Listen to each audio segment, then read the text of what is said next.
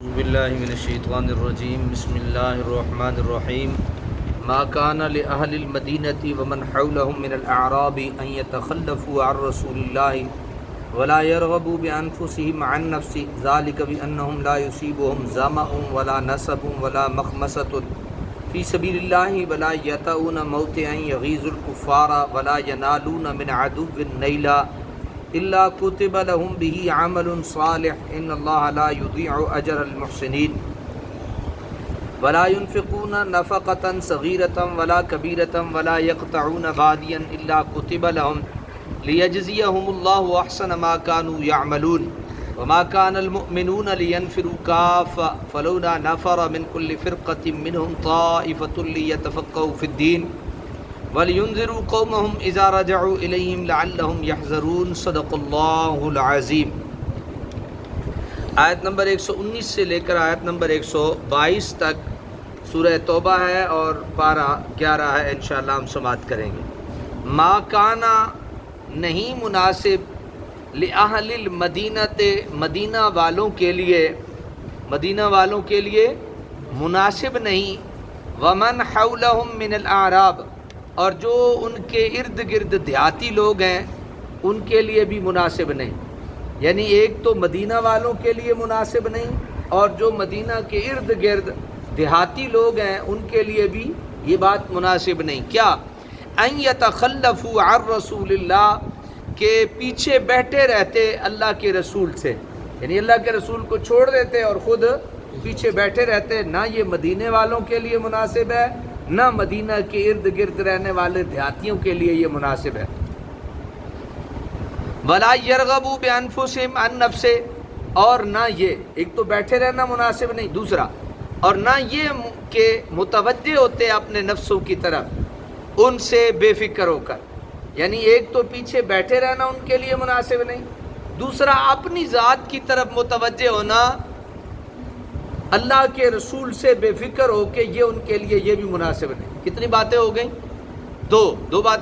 اصل میں پیچھے ایک پورا سبق چل رہا ہے، جو حضرات روزانہ تشریف فرما ہوتے ہیں انہیں بہت ساری سمجھ آ رہی ہوگی۔ خصوصاً یہ جو ہم نے اس سے پہلے کے درس میں ان 3 لوگوں کا سنا تھا کہ ان 3 لوگوں کے دلوں میں کوئی ایسی بات نہیں تھی، کوئی ایسا مخفی امر نہیں تھا، بلکہ وہ اپنی کسی مجبوری کی بنا پہ بیٹھے تو اللہ تعالیٰ کی طرف سے انہیں معافی کا مجدہ نصیب ہو گیا تھا۔ سبحان اللہ۔ ٹھیک ہے نا جی؟ اب یہ تھوڑا سا یعنی اللہ نے بتا دیا کہ نہ تو مدینے والوں کے لیے یہ مناسب ہے نہ مدینہ کے قریب رہنے والے دیہاتیوں کے لیے مناسب ہے۔ کیا کہ وہ پیچھے بیٹھے رہیں یا وہ اپنے نفسوں کی طرف متوجہ رہیں رسول اللہ کو چھوڑ کر؟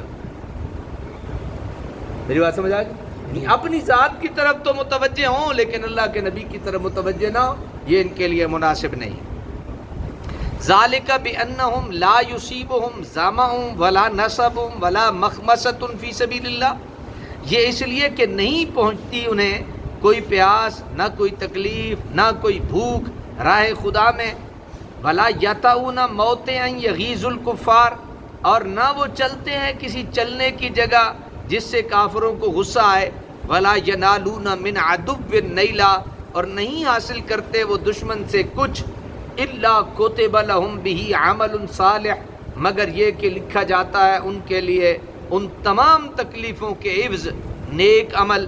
ان اللہ لا یضیع اجر المحسنین، بے شک اللہ تعالیٰ ضائع نہیں کرتا نیکیوں کا اجر، بے شک اللہ ضائع نہیں کرتا نیکیوں کا اجر۔ اہل ایمان اوپر آئے نا، ما کان لأہل المدینہ، یعنی ان کے لیے مناسب نہیں۔ اہل ایمان کے لیے یہ ہرگز زیبا نہیں دیتا کہ وہ تو آرام سے اپنے گھروں میں بیٹھے رہیں اور اللہ تعالیٰ کا رسول سفر کی صعوبتوں کو برداشت کرتا، موسم کی ناسازیوں کا مقابلہ کرتا، جہاد کی طرف پیش قدمی کرتا چلا جا رہا ہو۔ یہ حکم قیامت تک ہے، جب بھی خلیفہ وقت جہاد عام کا حکم فرما دے تو سب مسلمانوں کا فرض ہے کہ وہ اس کی دعوت کو قبول کرتے ہوئے جہاد کے لیے نکلیں۔ کیا حکم آ گیا ہمارے لیے کہ جب بھی خلیفہ وقت ہمیں حکم فرماتا ہے جہاد کا تو ہم میں سے کسی کو بھی پیچھے رہنے کی اجازت نہیں، بلکہ ہمیں اس کے ساتھ چلنے کا حکم ہے۔ پھر آگے آیا نا ذالک بانہم لا یصیبہم ظمأ ولا نصب، اس آیت سے بھی جہاد میں شرکت کی مزید رغبت دلائی جا رہی ہے کہ جب وہ جہاد میں نکلیں گے تو چھوٹی بڑی جو تکلیف انہیں پہنچے گی اللہ تعالیٰ ان کو اس کا اجر عظیم دے گا، تو پھر خدا کی رحمت میں حصہ دار بننے کے لیے وہ اس جسمانی تکلیف کو برداشت کرنے میں بزدلی کا مظاہرہ کیوں کریں؟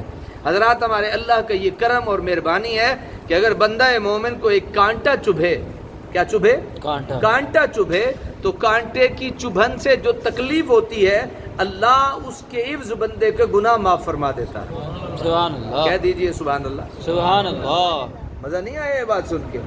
کانٹا بھی ہمیں چبھا، تکلیف ہوئی ہمیں، اللہ کا یہ پیار آیا کہ اللہ تعالیٰ نے اس درد، وہ جو معمولی سا درد ہے، اس درد کے عوض ہمارے گناہ بھی معاف کیے، ہمارے درجے بھی بلند فرما دیے۔ سبحان اللہ۔ اور ایک اور سن لیجئے، میں ابھی ثاقب صاحب کے پاس گیا تھا، بڑے ہمارے محبت والے ہمارے دوست اور بھائی، اور جب میں نے کہا کہ آپ لائیو چونکہ چل رہا ہوتا ہے اور کبھی کبھی ریکارڈنگ بھی آ جاتی ہے تو درس قرآن سن لیا کریں، تو کہتے ہیں میں جب سننے کے لیے بیٹھتا ہوں مجھے رونا آ جاتا ہے۔ میں نے کہا وہ کیوں؟ کہتے ہیں جتنی محبت سے ہم نے درس قرآن کا آغاز کیا تھا اور میں جتنے پیش تھا، مجھے اللہ تعالیٰ نے یہاں پہنچا دیا۔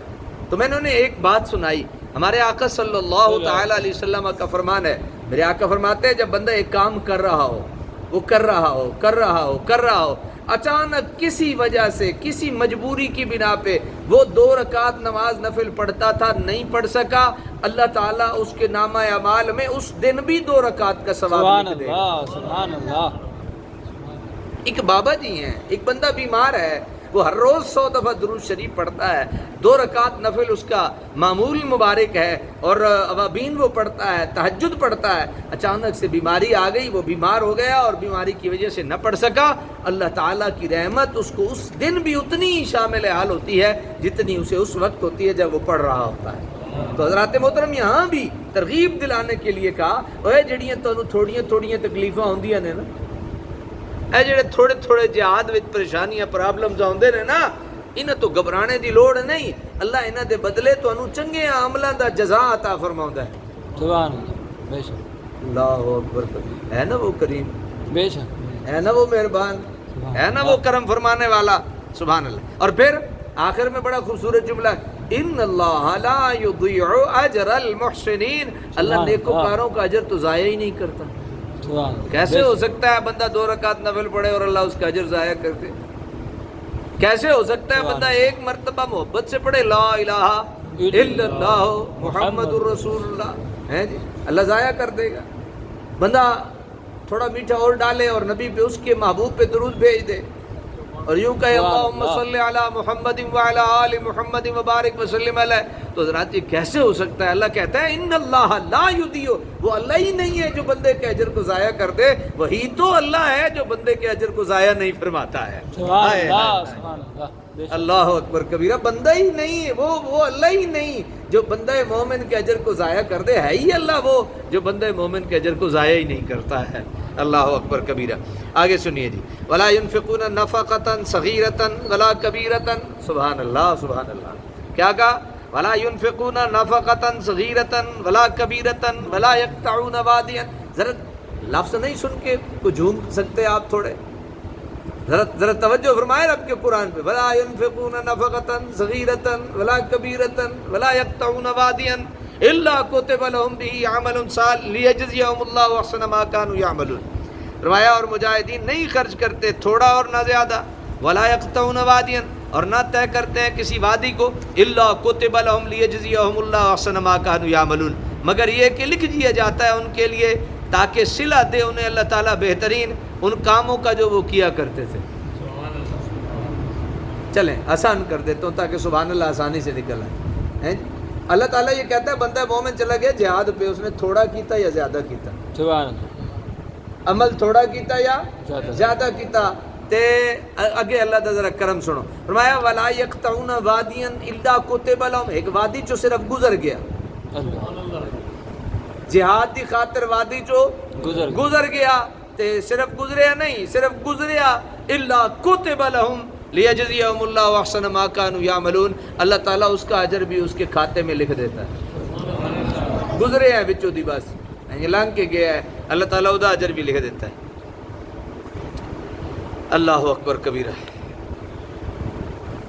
وما کان المؤمنون لینفروا کافہ، اور یہ تو ہو ہی نہیں سکتا کہ مومن نکل کھڑے ہوں سارے کے سارے، یہ ہو ہی نہیں سکتا کہ مومن نکل کھڑے ہوں سارے کے سارے۔ فلولا نفر من کل فرقۃ منہم طائفۃ لیتفقہوا فی الدین، تو کیوں نہ نکلے ہر قبیلے سے چند آدمی تاکہ تفقہ حاصل کریں، سمجھ حاصل کریں دین میں۔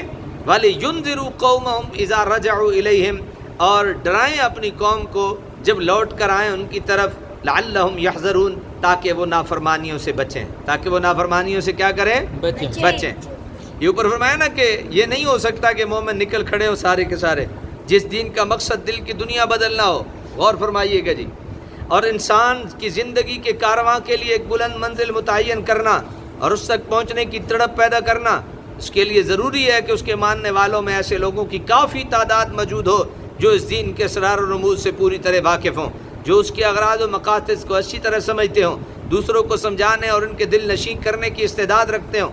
اس چیز کی اہمیت کے پیش نظر ان آیات کے درمیان جن میں جہاد کی ترغیب اور جہاد سے پیچھے رہنے والوں کی مذمت کی جا رہی ہے، ایک ایسی آیت بیان فرمائی جس میں دین کے اس مقصد اعلیٰ کی طرف توجہ مبذول کرائی کہ مسلم آبادی کے وہ علاقے جو دینی اور علمی مرکزوں سے دور ہیں، وہاں سے چند طالبان علم ان مرکزوں میں آئیں اور عالمان دین کی خدمت میں کچھ عرصہ رہ کر دین کی صحیح سمجھ پیدا کریں، اور جب فیض صحبت سے ان کے دلوں میں نور بصیرت پیدا ہو جائے تو پھر اپنے اپنے دور افتاد وطنوں میں کی طرف لوٹ آئیں اور وہاں کے رہنے والوں میں احکام اسلام کی تبلیغ کریں، تاکہ امت مسلمہ کا ہر فرد اپنے دین کی روح سے واقف ہو اور اس کے احکام سے باخبر ہو، تاکہ بے علمی کی وجہ سے ان کا رابطہ اسلام کے ساتھ کمزور نہ ہو جائے اور جہالت کے باعث مسلم سوسائٹی میں اخلاق اور اعتقادی بے اعتدالیاں رونما نہ ہونے لگیں۔ من کل فرقۃ منہم طائفہ، کہ ہر جماعت میں سے چند افراد کے الفاظ نے یہ بات واضح کر دی کہ ضروری نہیں کہ ملت اسلامیہ کا ہر فرد اپنا گھر بار چھوڑ کر طلب علم میں مصروف ہو جائے، کیونکہ اس طرح تو نظام اجتماعی درہم برہم ہو جائے گا، تجارت، زراعت، صنعت وغیرہ سب میں خلل واقع ہو جائے گا۔ بلکہ اتنا ہی کافی ہے کہ ہر بستی سے چند افراد اصول علم دین اور تبلیغ و اشاعت کے کام کے لیے اپنے آپ کو وقف کر دیں۔ سبحان اللہ، کوئی بات نہیں، اگر نہیں مزہ آیا تو سبحان اللہ نہ کہیں، اگر آیا تو پھر کہہ دیں، کوئی بات سبحان اللہ۔ آگے فرمایا نا لعلہم یحذرون، تاکہ یعنی ان کی کام کیا ہو، ان لوگوں کا جو جائیں دین کا علم سیکھیں اور پھر واپس پلٹیں، وہ خود بے عمل نہ ہوں۔ میں ایک بات عرض کرتا ہوں، یہ بلکہ مکمل ہو گیا تقریباً، یہ ایک رہ گیا اس میں۔ ان لوگوں کے حصول علم کا مدعا، یعنی کیوں وہ علم پڑھنے کے لیے نکلیں، صرف یہ ہونا چاہیے کہ وہ واپس آ کر اپنے علم و عرفان کی شمع سے ہر گھر میں اجالا کر دیں، جہاں کہیں اعتقادی اور عملی تاریکی کا سراغ پائیں اپنے نور کا رخ ادھر موڑ دیں۔ اسلام نے علم اور اس کی ترویج کے لیے جتنا اہتمام فرمایا ہے، قرآن کے صفحات اور احادیث کے دفاتر اس سے لبریز ہیں، اور انہی ارشادات کی برکت تھی کہ عرب کے گنوار اور جاہل دیکھتے دیکھتے اقوام عالم کے امام بن گئے۔ جہاں ان کی عظمت کا جھنڈا گڑا، وہاں سے علم و حکمت کے چشمے پھوٹ نکلے۔ کوہ دمن میں جہاں کہیں وہ خیمہ زن ہوئے، مسجد و مدرسہ کی بلند مینار معرفت کی تجلیاں بکھیرنے لگے۔ صاحب قرطبی لکھتے ہیں کہ جو شخص حصول علم کے لیے کسی راستے پہ چلتا ہے، اللہ تعالیٰ اس کو جنت کے راستے پہ چلاتا ہے۔ سبحان اللہ، سبحان اللہ۔ من سلک فی سبیل العلم سلک فی سبیل الجنہ، وہ جنت کے راستے پہ چلتا ہے، اور طالب علم کی خوشنودی کے لیے فرشتے اس کے پاؤں تلے اپنے پر بچھاتے ہیں۔ حضرت ابو سعید خدری سے مروی ہے، حضور نے فرمایا فضل العالم علی العابد کفضلی علی امتی، جس طرح میری امت پر فضیلت حاصل ہے، اسی طرح عالم کو عابد پر جو عالم نہ ہو اس پر فضیلت حاصل ہے۔ سبحان اللہ۔ اللہ تعالیٰ عمل کی توفیق عطا